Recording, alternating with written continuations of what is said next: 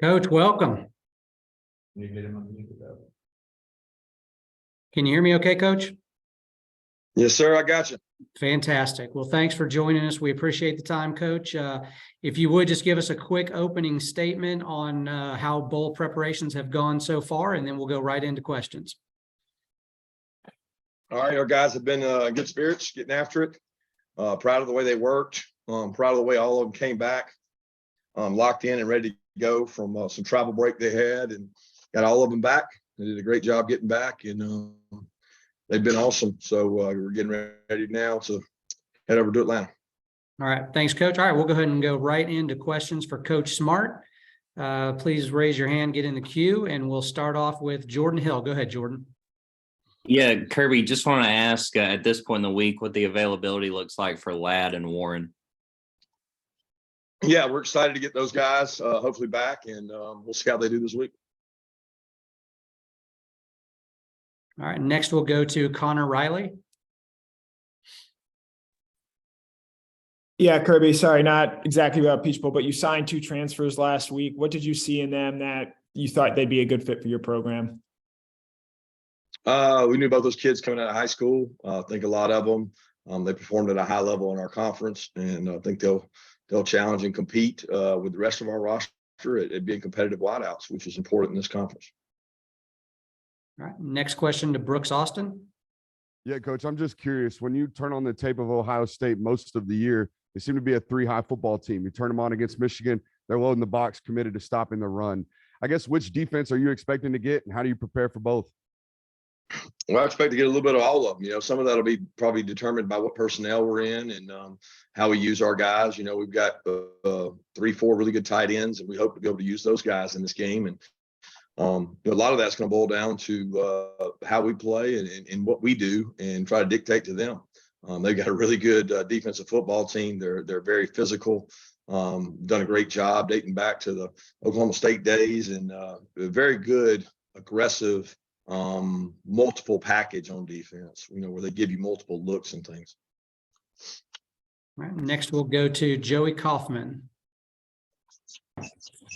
Kirby, CJ Stroud mentioned that Georgia was his second choice school coming out of high school. Just wondering what you remember the most about recruiting him and scouting him as a quarterback prospect coming out of California. Yeah, I loved his mom, man. What a tremendous woman. She's awesome. Went all the way across the country and got to sit in his home and visit with him. And, he has a really good disposition about him. He's not real high, not real low, not real emotional. He keeps a really level head, which to me at quarterback is one of the, the number one qualities you can find. And he came on a visit to our place as well and got to see him at the Heisman, and he's just matured. And to see him grow, he's always had tremendous arm strength and touch and velocity on throws. But he's become a complete quarterback there in their system. All right. Next question from Zach Klein. Hey, Kirby, I know you try to keep everything the same in terms of practice, routine, schedule, but do you look at these extracurricular things, the MLK visit, for example, as an important or a necessity part of a bowl week, or more of a distraction? Well, I think it's part of the bowl process, and this the merger is unique between CFP, the playoff games, and the bowl games, because the bowl games have their traditions, have their beliefs, have their sponsors, and those traditions are very important to the bowls. I mean, any of the playoff games that you can play in, even with them rotating, they have bowl traditions. I went to those bowl games as a coach or a player a long time ago, and they started those traditions. So their traditions are important to them. The playoff and the meaning of the game is important to them too, but you have to balance the two. You got to make sure your players understand this is my off time, and they have activities that are scheduled, but we also are here for a purpose, and it's a business trip. It's not just a joy trip, and the balance of those two is important. So I look forward to the activities. We had them last year at the Orange Bowl. It's important to get your mind off of the game at times, and those activities allow you to do that. All right. Next, we'll go to Bill Rabinowitz. Kirby, you obviously have more than just one good tight end. You have 2, multiple ones. What kind of pressure does that put on a defense, and how special are yours? I think it's just different. So much of college football now is 11 personnel. So when you play 12, it's always different from a defensive perspective because you know what sets they can make. They can be a little more multiple, but you probably lose some speed when you do that. And that's probably what makes ours different is we don't sacrifice a lot of speed from 11 to 12 like some teams might. And to stretch the field vertically and horizontally, you need speed. So 12 has been a good personnel for us this year. We're excited about 13. We got some guys that have been out through this bowl process. It's given us a chance to work those guys. So it's a good opportunity to get your best football players on the field, and I think you have to do that. All right, we'll go next to Chip Towers.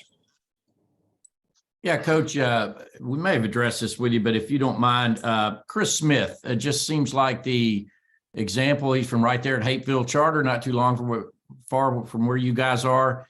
And he seems to have, having come back as a fifth-year senior, played himself into an All-American and a legitimate NFL draft choice.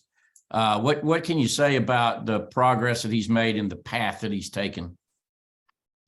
Yeah, really proud of Chris and his growth. He came in as a really astute, tough, competitive, fiery, just competitor. And he's grown into this incredible leader. I think through his passion and his competitiveness, he hates losing at anything. He dislikes underperforming. And he's one of those guys, when you give stats in practice, he calls you out if he thinks they're wrong. So he's really prideful about things.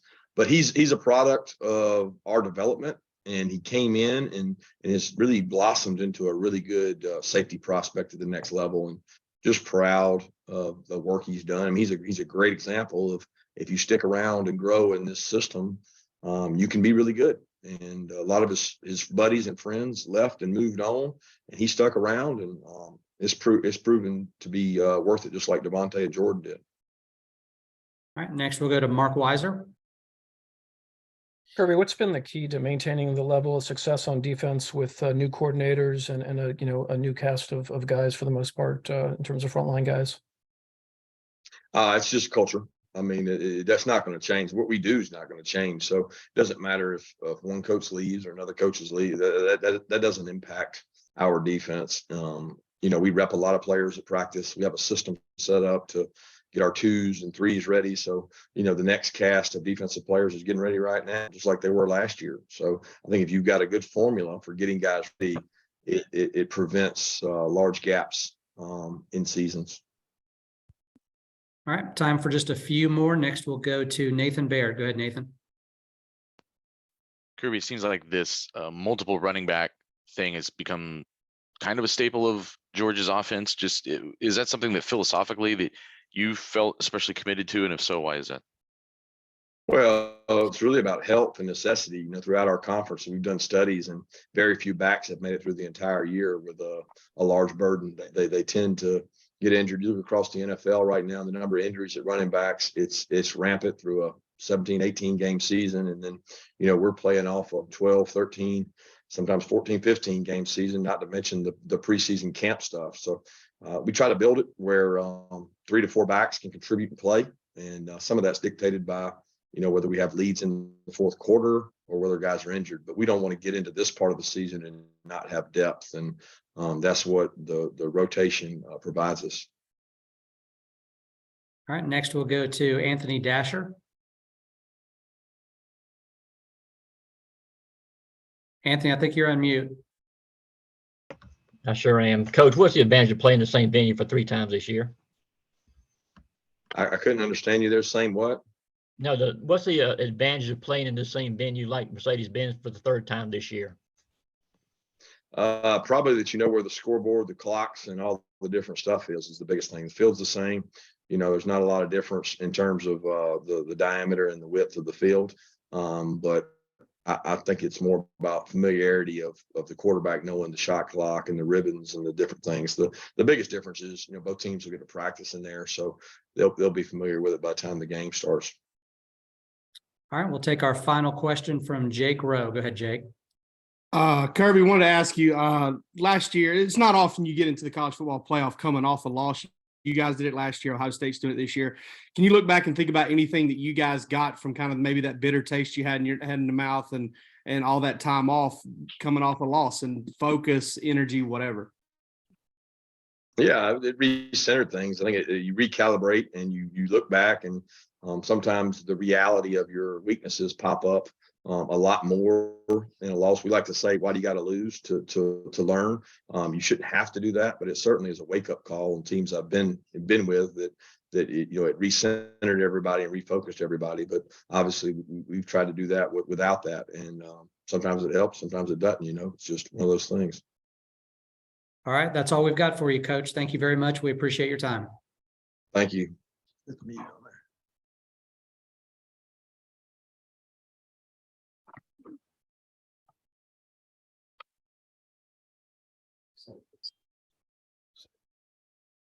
Okay, we'll move right into the players. First joining us is Sedrick Van Pran. We'll go ahead and please get in the question queue. And let's start off with Connor Riley. Go ahead, Connor. Hey, Sedrick, hope you had a good Christmas. How have you seen Amarius Mims develop and grow over the course of this season? Obviously, Warren dealing with a little bit of injury right now, and I know Amarius has had injury of his own. How have you seen him improve over the course of this year? I think Amarius has grown a lot. Just being completely honest, I think he's grown a lot in his confidence in game. Early in the season, he was a guy that looked really good in practice, and I know he had his struggles just because you kind of have anxieties and things like that. But genuinely throughout the season, he's really stepped up in a huge way for this offensive line. Really helped us out, really helped us play some meaningful minutes, and really has helped push his offensive line along. And I think that's happened through his confidence. Thank you. All right, next we'll go to Mike Griffith. Go ahead, Mike. Yes, Cedric, we've heard a lot about the Ohio State fronts. I mean, just how much movement is there and how much do they try to create confusion in there? They do a lot of different things, a lot of different looks, a lot of different pressures, different things like that. So the biggest thing is just making sure that you watch film. It's going to be a big thing this week, making sure you can find indicators and different things of that nature to try to give you different nuggets, because if you have no idea what's going on, their defense can create some havoc for you. All right, next we'll go back to Chip Towers. Yeah, Sedrick, I'm wondering, you guys got a lot of activities this week, go-karts and Ebenezer Baptist Church, things like that. Is that a tough balance when you're trying to focus on, such a meaningful game like this? Is it annoying, or is it a welcome sort of reprieve from all that? That's a good question.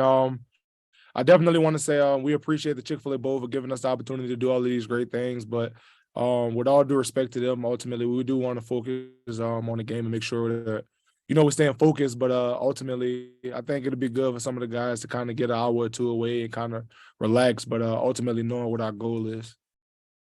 Thank you. All right, next we'll go to Jordan Hill.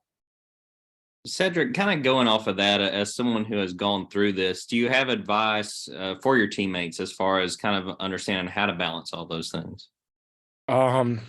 Yeah, I think the biggest thing I've been trying to stress to everyone is just the use of your time. It can really get away from you. You kind of think we're in a hotel. It's not, typical just everyday schedule, just meetings and practice. But you really have to use your time wisely and understand that you're there for a reason, because before you know it, the game will be there. All right, we'll go next to Zach Klein. You're going to be disappointed if they don't have a go-kart big enough for you? I'm probably already expecting that, to be honest. I've never gotten to do go-karts just because they've always been too small, but I'm kind of expecting that. Next, go to Brooks Austin, please. Yes, Cedric, I'm just curious. You talk about all the multiple different fronts they play and whatnot. I guess with having a sixth-year guy like Stetson behind you, how much of the responsibilities are kind of shared between the both of you in terms of identification, alignment, and assignment, and all that good stuff? That's a really good question. Genuinely, it's about being on the same page, because he may see things on film and I may see things on film, and it may change depending on who may have the last say so, depending upon, what's going on. He may be able to see certain things that I can't, and I may be able to see certain things that he can't. So it's really just making sure that we're both on the same page and understanding that, we may see two different looks or we may see two different things, but ultimately knowing the greater good of the play, what page we both need to be on. So that's usually the challenge week in and week out, just making sure we both kind of see things through the same set of eyes. And honestly, it's usually not a problem. How often are you guys watching film together, if I may ask? That's a good question. A lot of times may not necessarily be together for the simple fact of he may be looking at more routes, coverages, different things like that. I may be looking at more fronts, movements, linebacker width, nuggets, different things like that. But what I can say is we do send each other a lot of things through text messages. If there's something I may think that he may have a problem with or something he think I may have a problem with, kind of send it to each other, make sure that we're on the same page communicating about it. All right, next we'll go to Anthony Dasher. Hey, Sedrick, what's the biggest advantage from an offensive standpoint about playing in a venue for the third time this year? That's a good question. But honestly, I don't think I want to kind of dive too much into the advantage. Just being honest, I think every stadium is I guess I want to say unique for the simple fact of you just have to go out there and play, your style of ball. I don't think you can get too caught up in, the advantages of the stadium, anything like that, because at the end of the day, this is a playoff game. Ohio State is going to come out there and give everything they have. So at the end of the day, those things start to even out, and it's all going to come down to who can execute the most. All right, we'll take our last question from Jordan Hill. Sedrick, you guys were up for the Joe Moore Award again and wound up not winning it. Does that get talked about at all? Is that any sort of motivation going into the playoff? That's a tricky question to answer that. We've definitely talked about it. We just want to keep doing what we can for this team. All right, Sedrick, I think that's it for you, buddy. We appreciate your time. Thanks very much. Thank you. God bless y'all. All right, next we'll be joined by Kamari Lassiter.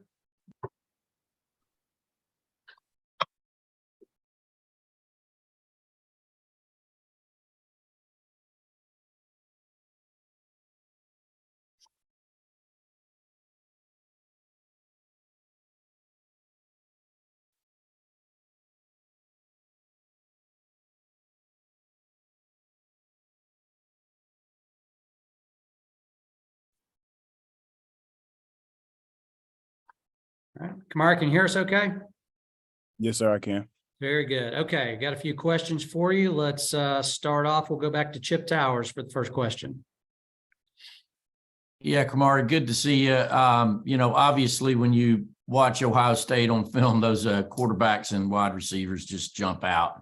And we know what happened in the second half against LSU. Just your take on that. Have you guys tightened up? Did you need to tighten up? And how do you feel about that matchup being a big part of it? Sorry, I didn't hear most of your question. You were glitching. May you repeat that for me, please? I was glitching. Come on, Garvey, what's going on with this thing? No, obviously, when you look at Ohio State, their quarterback and receivers really jump off the film. That's their special. You guys struggled a little bit against LSU on some vertical game, and I just wonder, have you guys tightened up? Did you need to tighten up since the LSU game and just being a big part of that matchup? How do you feel about it? Ohio State, they definitely have, a lot of great receivers, a great quarterback. We got a lot of respect for them.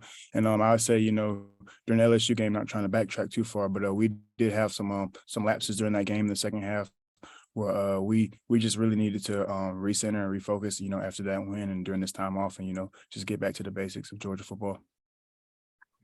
All right, next we'll go to Nathan Baird. Go ahead, Nathan.